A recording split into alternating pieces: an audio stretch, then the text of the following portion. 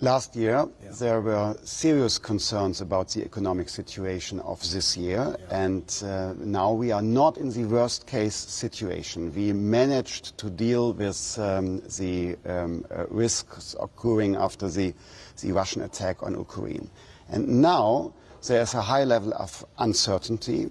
We have to stabilize the economic development. We have to further fight the inflation.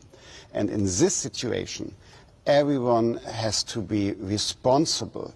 We have to avoid further risks, especially risks which are in our hands to decide on. And so I can't comment on domestic politics in other countries, but I hope everyone is mature in this situation and avoids further risks for the global economic development. So the worst case scenario is, of course, a default on U.S. debt. We remember back in 2011, they came very, very close to it. S&P downgraded U.S. debt.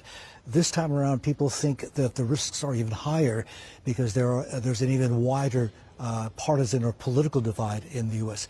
If it did come to a default, Secretary Yellen earlier this morning used the word catastrophic to describe the consequences. Would it be, including for Europe?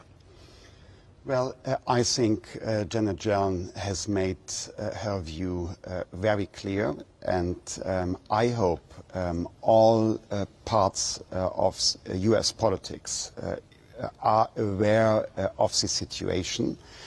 We have severe risks, a high level of uncertainty. We have still high inflation rates.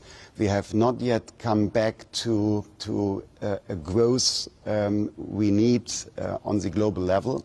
And so in this situation, nobody would understand if domestic U.S. politics would cause further trouble for the global economy.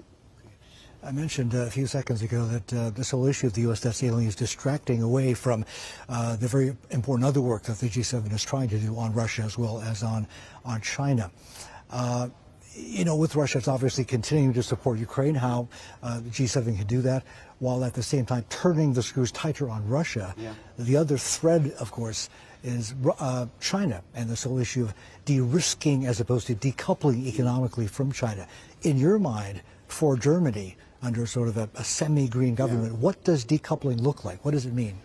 I'm not in favor for decoupling. We need a realistic view on China, which means we have to de-risk. I think there is too much dependency of the German economy in the Chinese markets, export, import, and this has to change. We want to make other markets more important for Germany by trade policies, and we have to address on every occasion that we are advocating for a rule-based international order.